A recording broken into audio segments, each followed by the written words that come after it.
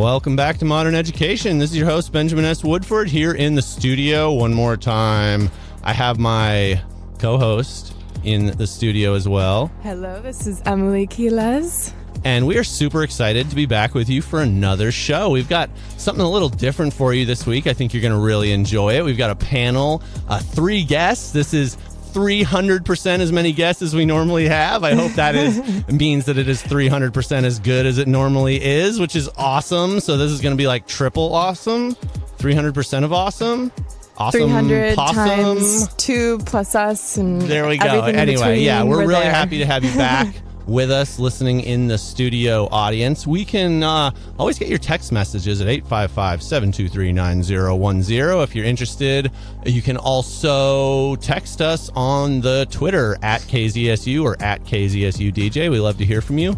And if you want to follow us, you can find us on the social medias, Modern Education or Modern Education on KZSU if you're on the Instagram. So we are super, super stoked to come back this week and bring you a conversation, which I think is fitting in today's world. That's something we need to talk a little bit more about, more openly and more, I would say, forgivingly about. Yes, What is the topic today, Emily? So we have brought in 3 guests to talk about privilege. And this is something that, like Ben was saying, that don't really talk about as much on the side of privilege. And I think it's a really important issue to address, to be able to flip it on its head and understand, so how does privilege fit in this world, as well as the underprivileged?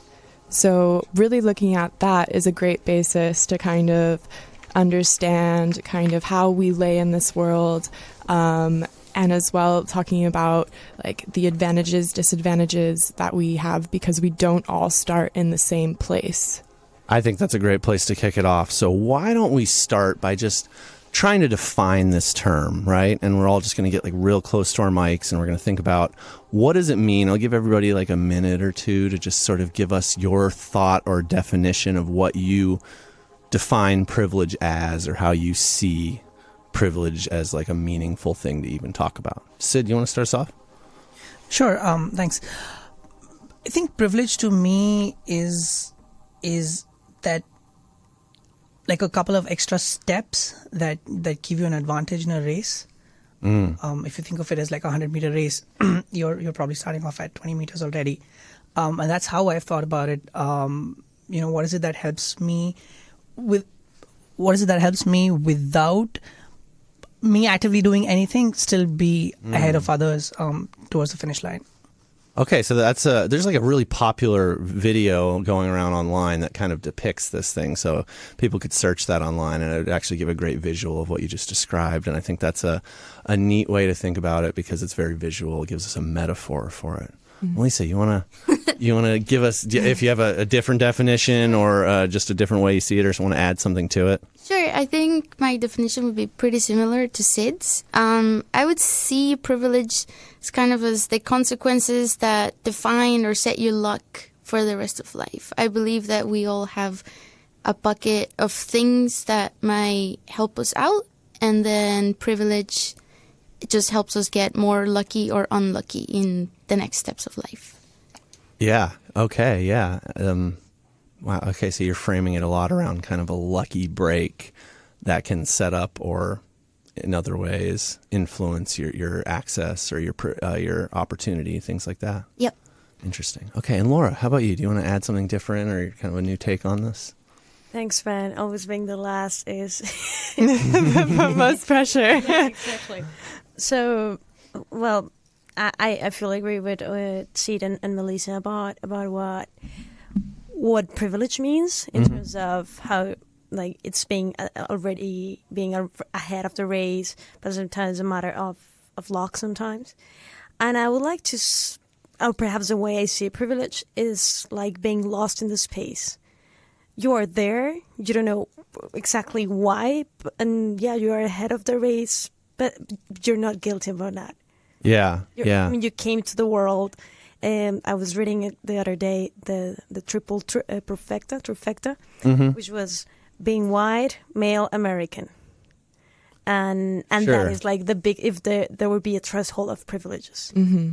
But then, are we to blame someone that literally born white, male American? Right. So it's that person or that privilege fell into the universe, and we just need to acknowledge it. That the point is like we need to deconstruct precisely the term, and I think this is a great exercise because once we understand that, we just don't need to look for the causality of it, or it's no one to blame. It's not a bad thing per se.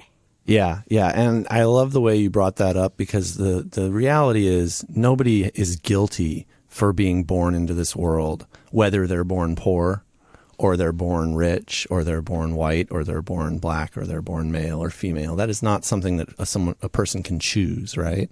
And I think there is a certain amount of almost guilt floating around when we talk about privilege, where maybe people are meant to feel shame for being born into the world a certain way.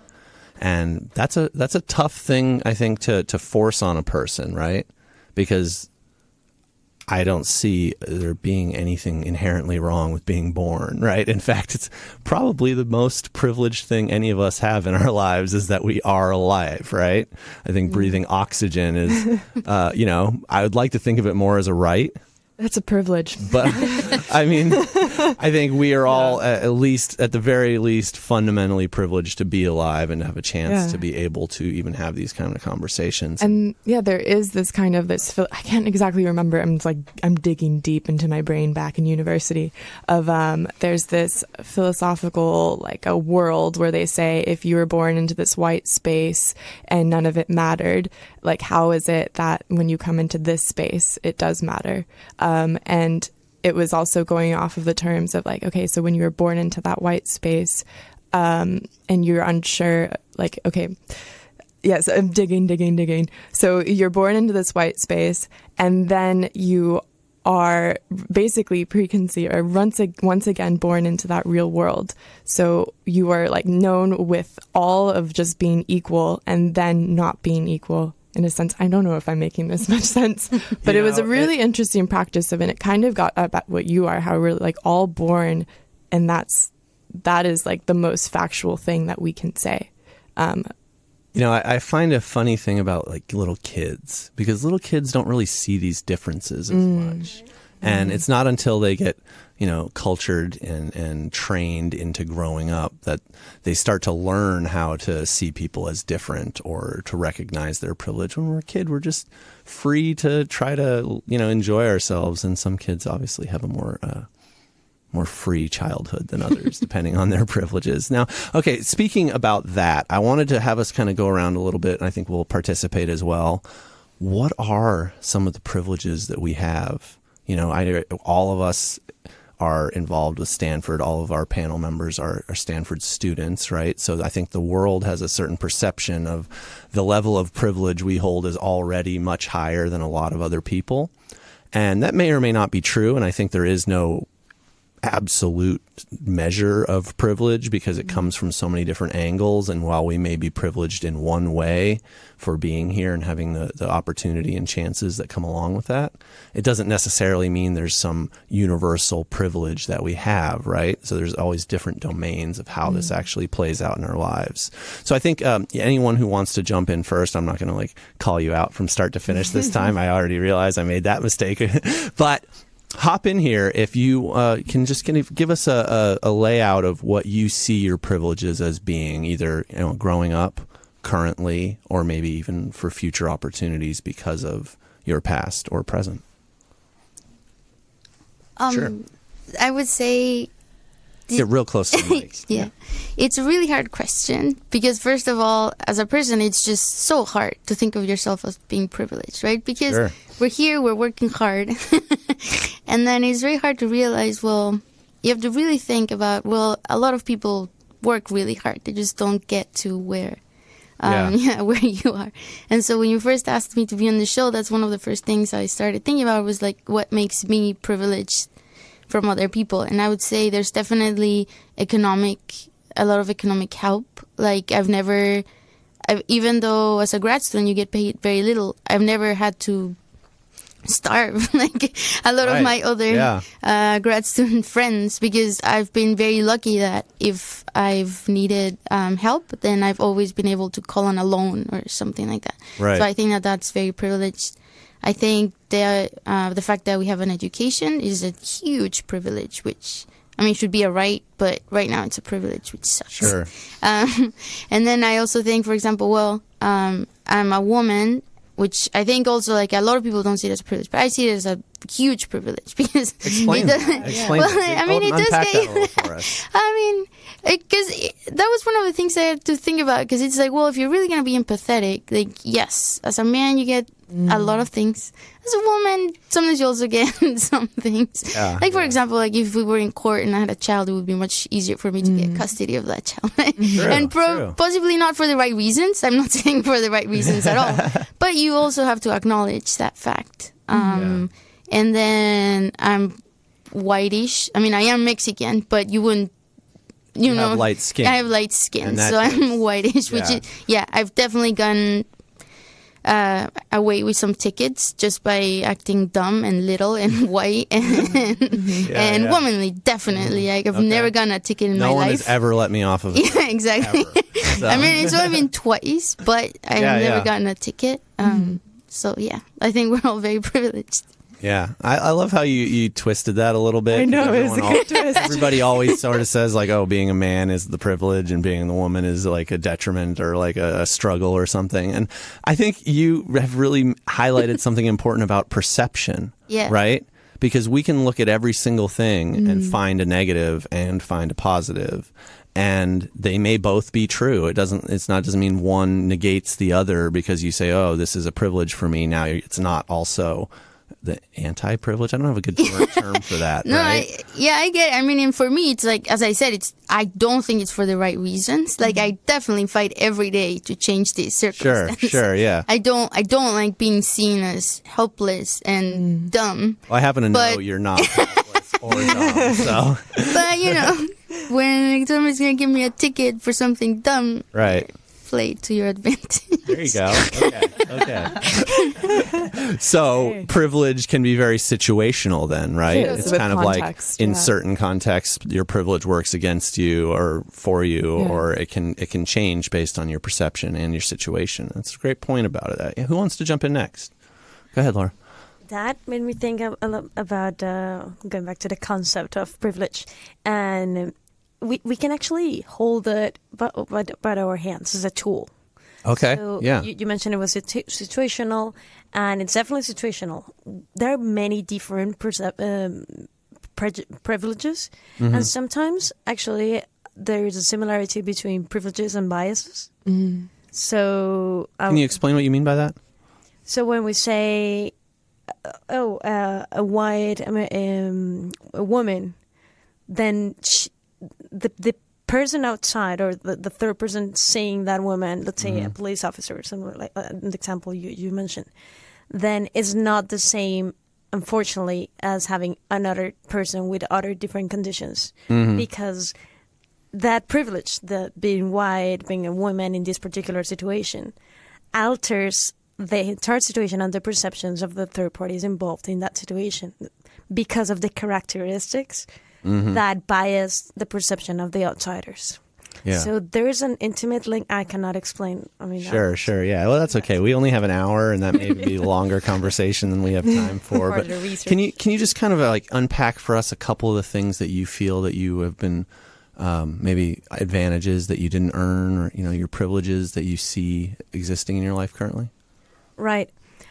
In my case, I feel that everything I have done have been by my own merit. So I'm a lawyer. I'm studying law here at the law school at Stanford. And my parents are not lawyers. Actually, I come from a middle-class family in Colombia. And even there, where I started my career at a very earlier stage, I had no contacts. When a lot of my friends at the law school, they were, the son or the daughter of this partner of this law firm, but we were all at the same place. We were all at the same university, and it was there sort of the playing the level of the play field sort of, thing, where we we're in the race that Sid mentioned at the beginning, but we were all at the same start line. Back again. It didn't matter whether, of course, if you were to have more money or more contacts, and you could have, bring better parties or whatever, have a different experience while at college, while at university. But in terms of education and in terms of how you walk up the ladder, it also depends on you and how you become very strategic, even when you lack certain contexts that your friends have because of the circumstances where they were born, etc. You also find your way through. And I think that is the point where it doesn't matter how much privilege you have. It's also about the aptitudes and the attitudes you take towards any different or given situation. Interesting. Yeah, we had a guest on here a couple of weeks ago who's a historian of education, and he made a really interesting point that I think partly aligns with what you're saying about how our education system is essentially set up to make it so that some things cannot be passed down. For instance, a child from a rich family, they can hand them over their money when they die, but they can't give them the power and the status that came with their education and their experience and things like that. And so education actually serves a purpose of, in some ways, equalizing the possibilities of what people can do. But the problem that lies within that is it gives a perception of equalizing, but at the same time, kids who are born into a family that have the wealth and power and status, or even just the funds to be able to hire tutors and things of that nature, they get an unfair advantage even long before they ever get to college or law school or anything like that, because the simple fact is the system is set up to reward certain types of behavior and certain types of intelligence and certain types of experiences. I mean, we can all remember, or at least most of us can probably remember being in an elementary school, and there was a lot of value put on compliance and following the rules and being like a good little kid that's doing what they're told, right? And so that is highly valued in certain cultures or certain families, and it's not in others. So the simple fact that we have made it this far in some ways does equalize us, right? And in other ways, many people never get the chance to go this far because they didn't have those early advantages that set them up to get to that next stage and allowed them, even if they didn't have, the contacts and the rich uncles and like the name that gets every door open for them when they show up, they still may get their foot in the door, but there's a lot of prep work leading up to that is beyond the kid's control or choice or ability to grab a hold of it and own it, whether they'll want it or not, right?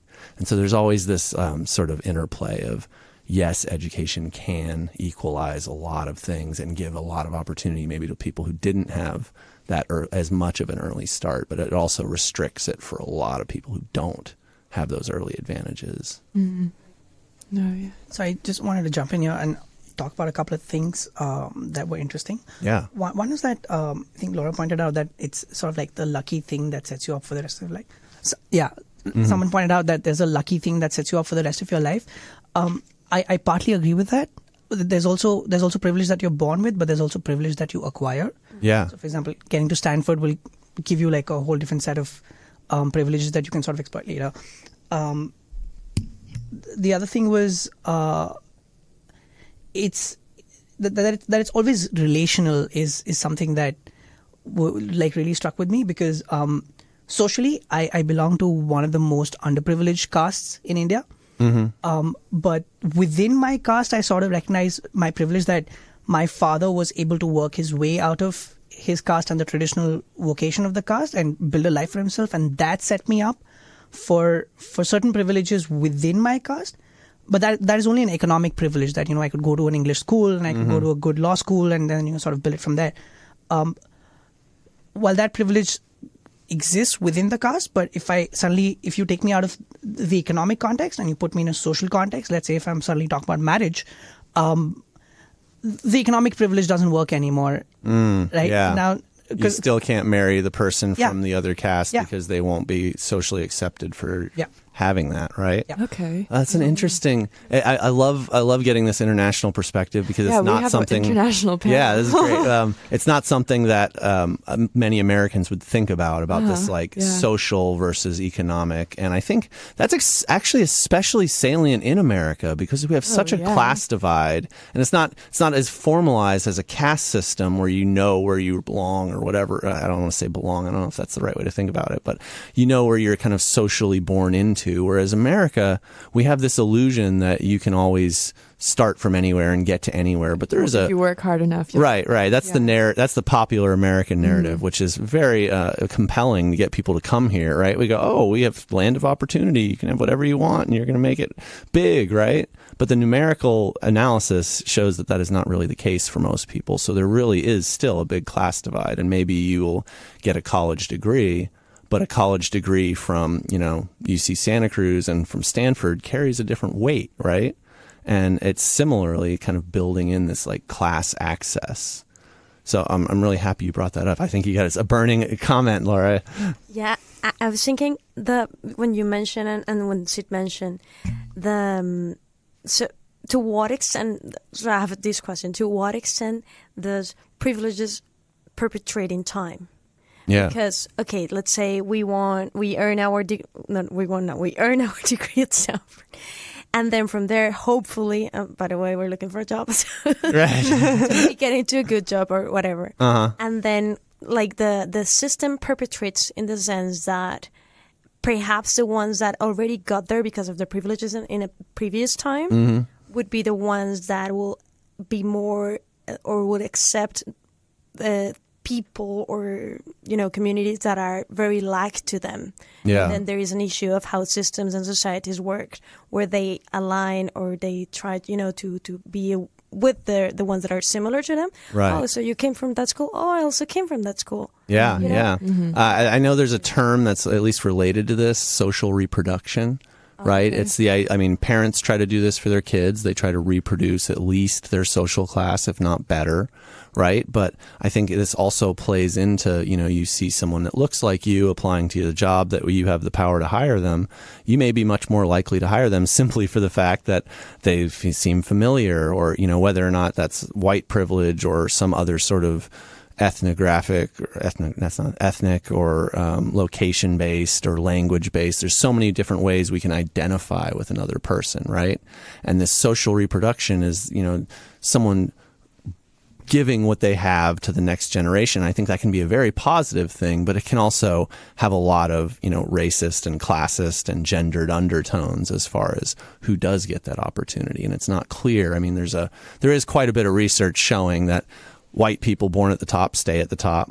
Many black people born at the top lose that status intergenerationally, and there's research showing this, and it's pretty stark. I mean, it was like, I forget, I think it was in the New York Times. It was a graphic put up of like last year, and they showed these little bubbles going across of like people in different classes and how some of them would float up and some of them would float down, and the ones that were black people, many more of them float down.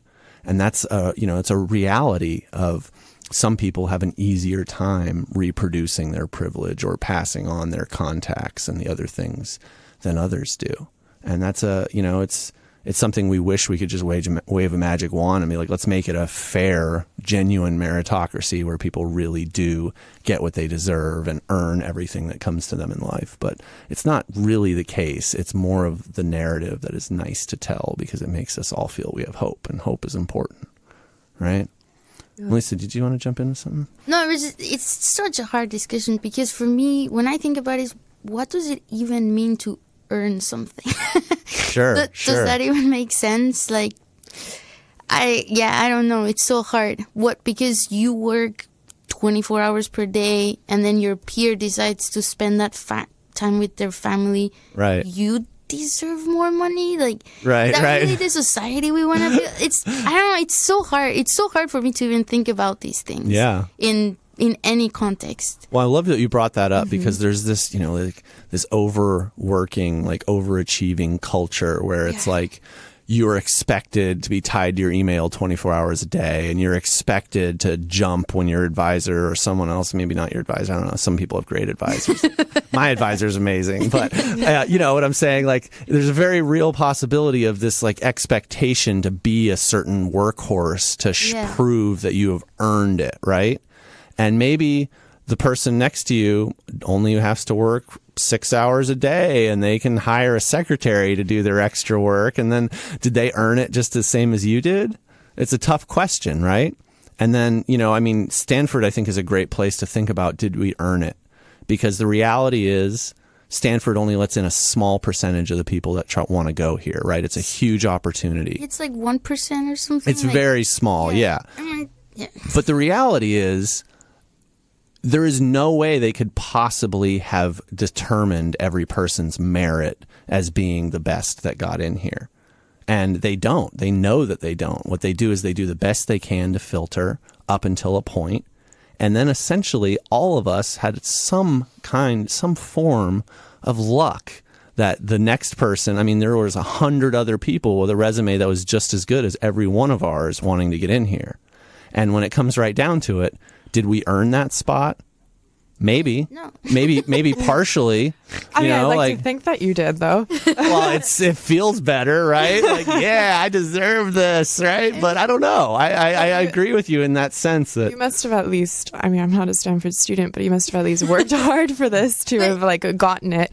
But well, that's the thing. I think all of us did work hard. Exactly. So it's not that we think like, oh, well, I didn't do anything to deserve it, right? Yeah. But that's the whole point. Like, our hard work got us somewhere. And that's not on us. That's our privilege. Like just, I mean, yes, absolutely. It might be harder for some people than others who are here. I'm saying who are here. Right. But the fact that our hard work got us somewhere, that's a huge privilege. Like, I know so many people who work so hard. You never get them anywhere. Right. Like, I mean, it's not, and talking about like only 1% of people get here, it's not that the best are here. It's just that 1%. 1% are here. Like that's exactly what that is. Right. Yeah. And that's a different way of thinking about it, right? It's like your hard work can only get you so far.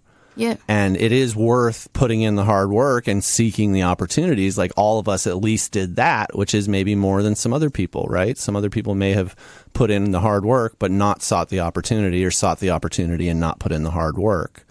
So, but there is a certain level of unearned advantage just by virtue of getting that Stanford name on your diploma, right? Like rolling a dice. Yeah.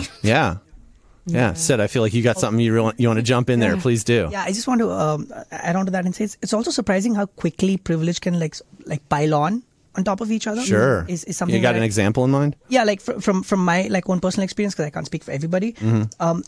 Until about 70 years ago, my grandfather used to be like a seasonal agricultural labor. So he wouldn't be employed throughout the year. He would only get employment maybe like 6 months out of the whole year.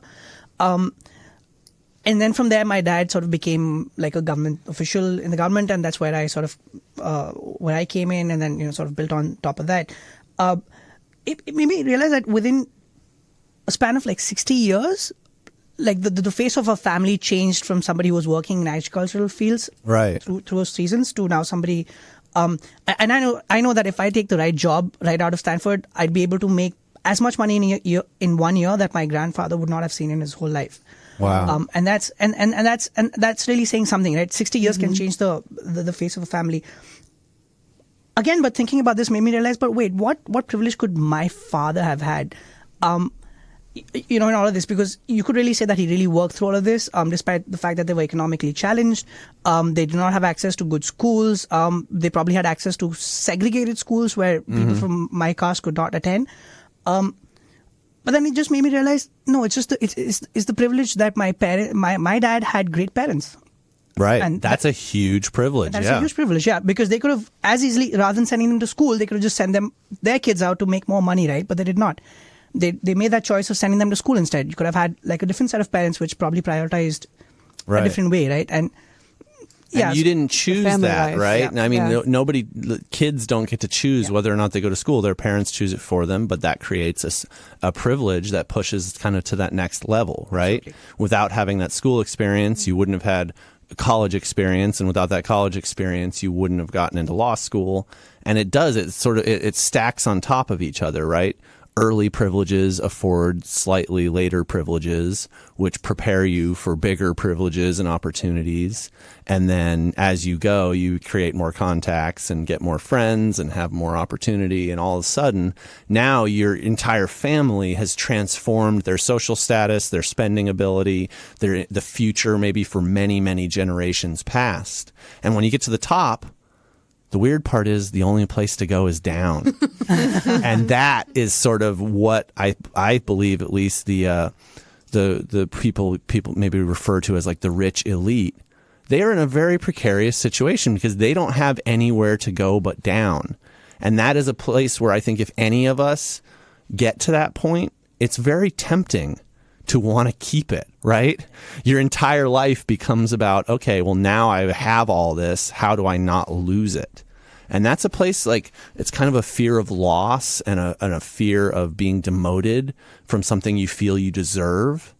And when you get into that place, it's very hard to see the world any other way but one of preserving that status and privilege and class. And I think that's I love the book Pedagogy of the Oppressed by Paulo Freire. He talks about how so many people who start oppressed end up becoming the oppressors. And it's almost an inevitable fact of getting ahead that it puts you in a place where now you want to protect your kids' opportunity. Now you want to protect your own status and wealth.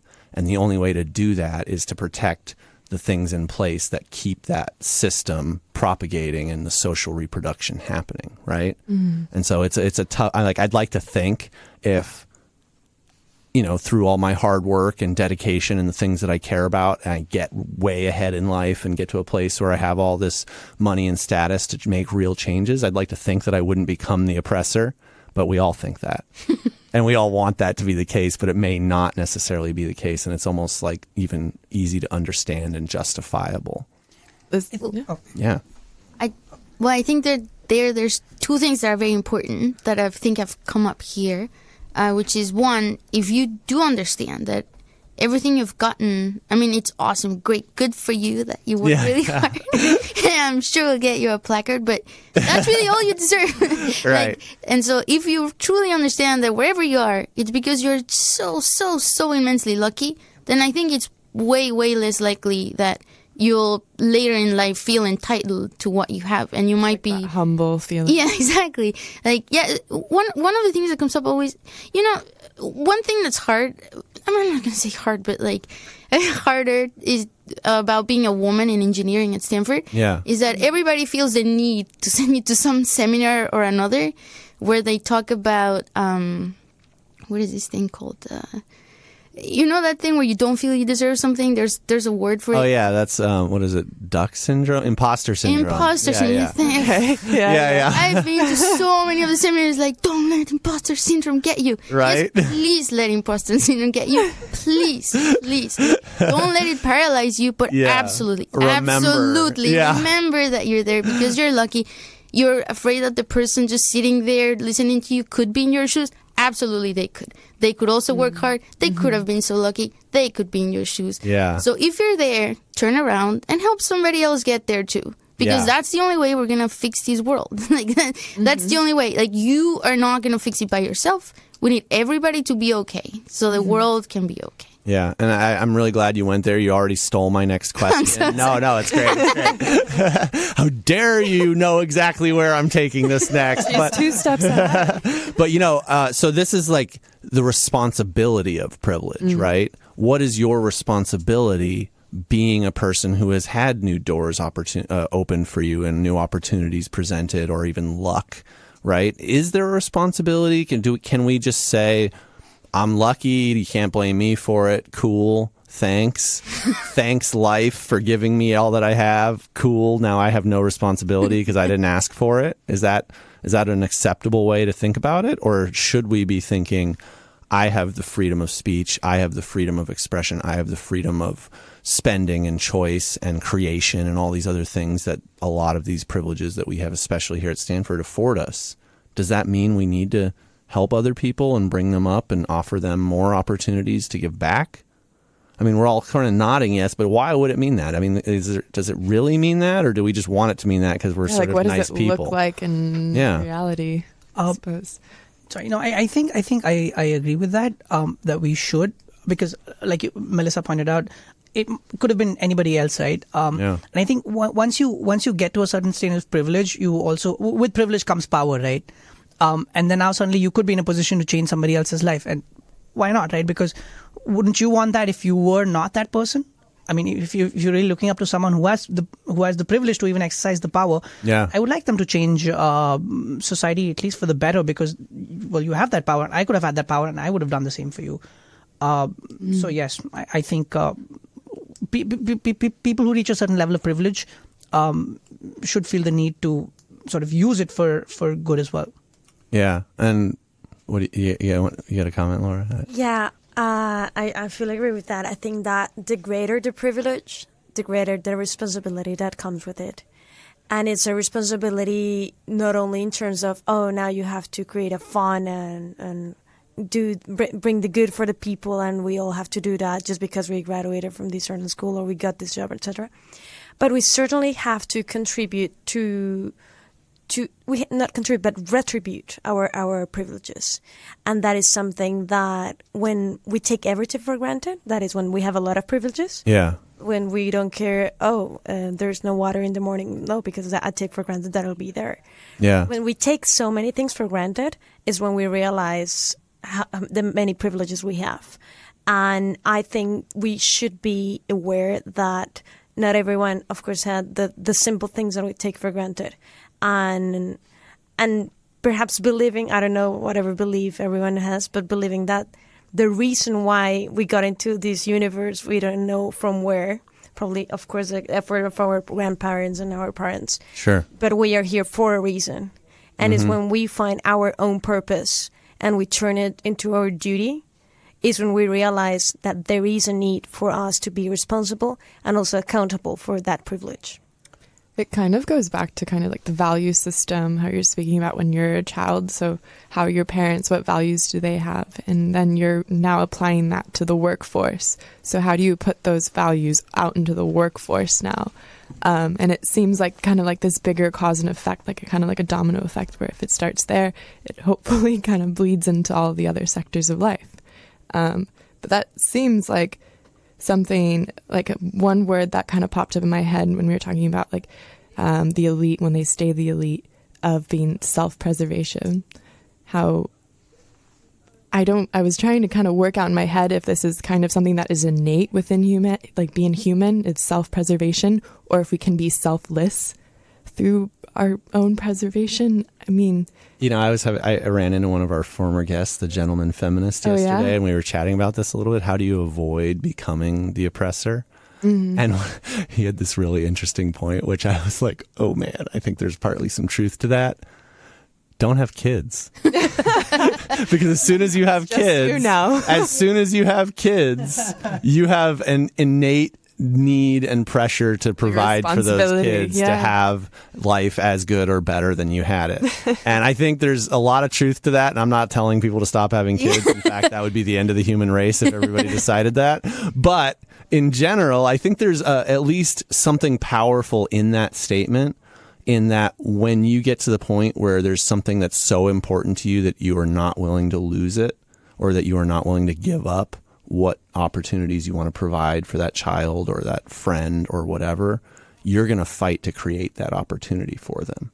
And I think maybe the kernel that is good for everybody, not just for parents who have kids and want to reproduce their status, but maybe for everybody, is to understand that when you care for someone, whether they're your kid or not, if they're your friend, if there's someone you see that's in a hard place, that you have a heart for them, treat them as you would your kid, in that you will fight for them to open doors for them, and you will reproduce the opportunities that you have available to give, not simply because they're your blood, but because you see that they're hardworking and that maybe you have the opportunity to give them a new level of privilege, right? And I think it's not necessarily just don't have kids, but more so take on the ownership of loving someone, whether or not they're your kid.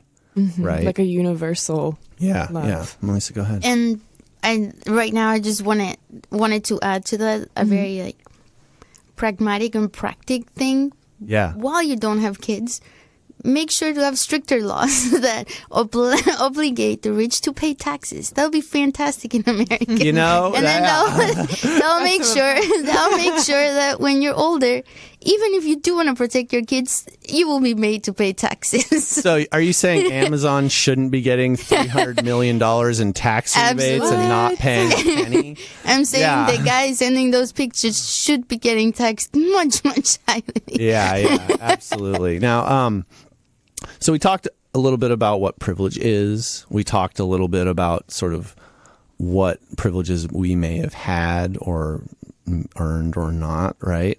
What about, so there's this idea of being an ally, right? And I think that the idea of ally is sort of a very limiting thing, because when you're an ally, you can say, yes, I'm on your side. Yes, I believe in you. Yes, I want to help you. But to me, I think a more powerful way to think about it is being an accomplice. Because the difference between ally and accomplice is an ally can take that hat off when it's not convenient for them. An accomplice goes down with you, right? Can you give me a definition of accomplice? Well, I don't know if I have like a dictionary definition, but I'll give you an example or a description of how I'm seeing accomplice. When someone commits a crime and you are their accomplice, you are inherently responsible for their crime because you aided and abetted or helped them to commit this crime, right? And so you go down with them as the accomplice. And the way I think about helping people through your own privilege and using it in a meaningful way is, I think, the difference between being an ally who says, oh, it's convenient and makes me look good to be helpful to someone who's maybe poorer than me or grew up in the same neighborhood or something. But to be an accomplice is a different level of commitment, right? That means you will go down with them. If they mess up, it is going to cost you just as dearly because you're that committed to making sure that you're opening that door. So like you're held to a full social responsibility. Right. It's not like a loosey-goosey feel-good thing where you say, yeah, I want to help this person. Look, I donated to charity. It's like, if this village is starving, I am starving with them because I am going to commit myself, or whatever it is, whatever your cause is. We can't take on every cause. We kind of have to pick our battles no matter what, right?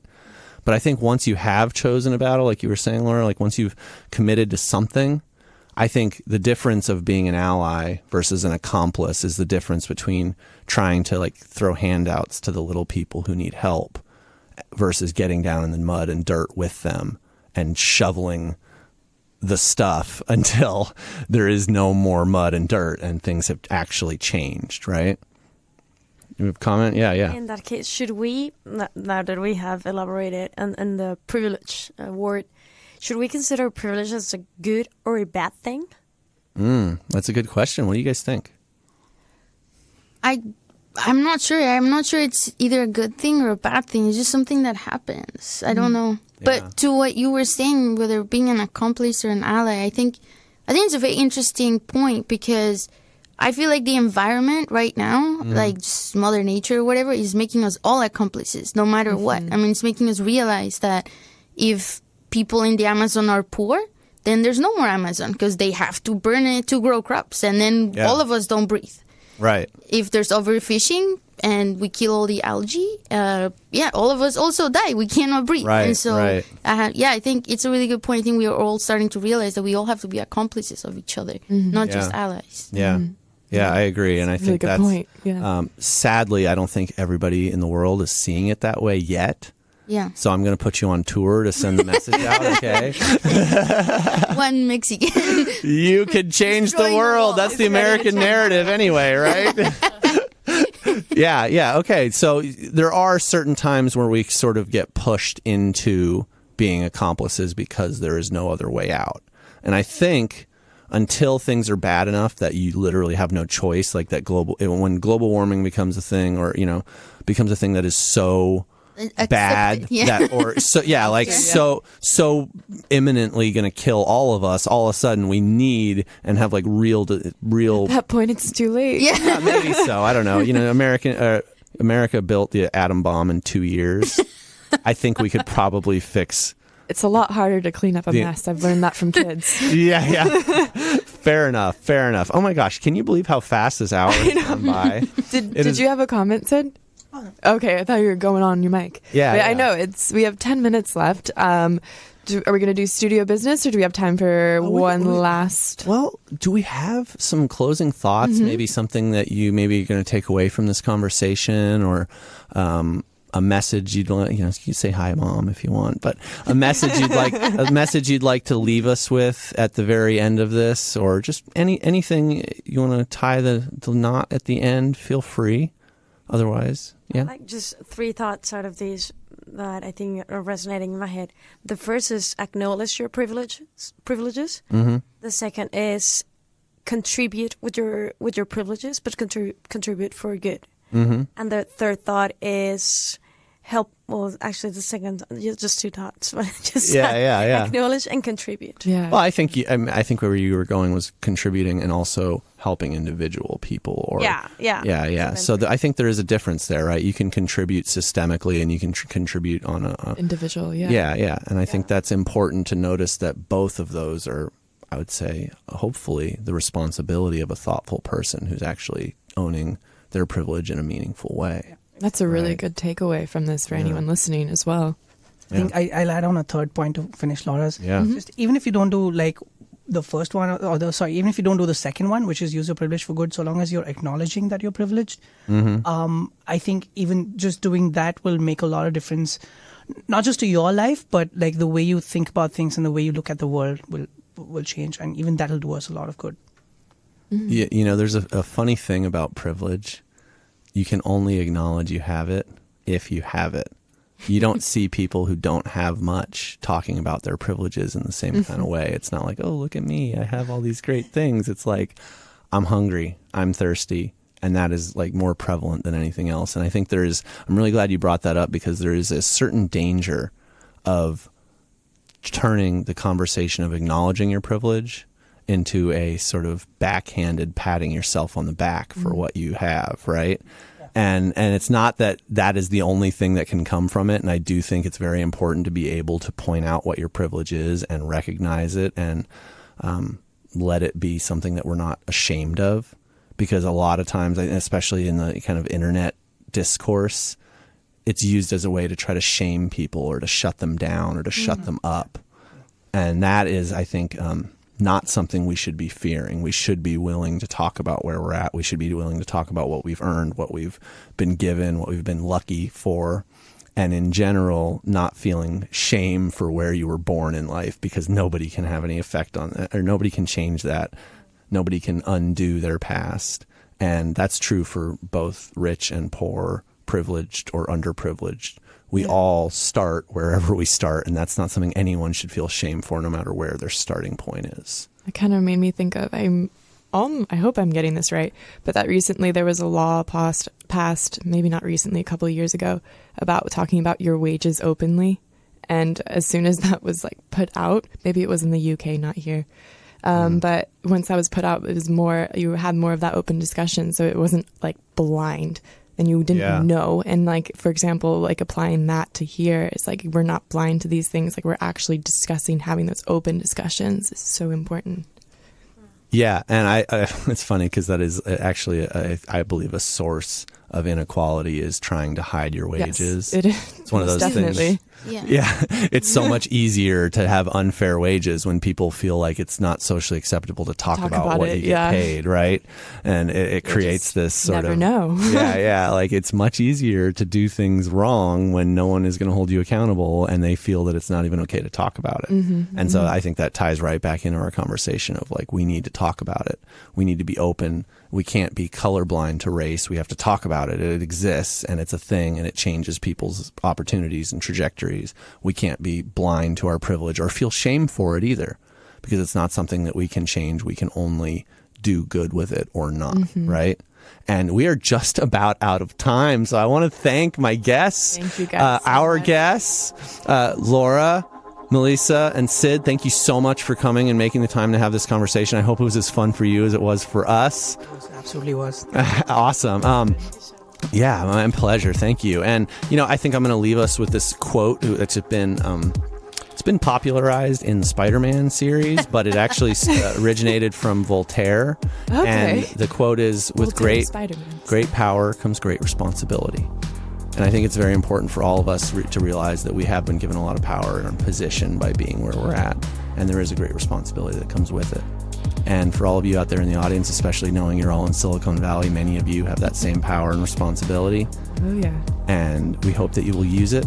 We hope that you will discuss it. We hope that you will make it something worthy of you to have it in the first place. So we are here for Modern Education, and we are going to be ending this hour. We are here every week, Friday from 3 to 4 p.m. for your commute home. I am your host, Benjamin S. Woodford, here in the studio. I got Emily running the sound in the other room, and we've got our guests.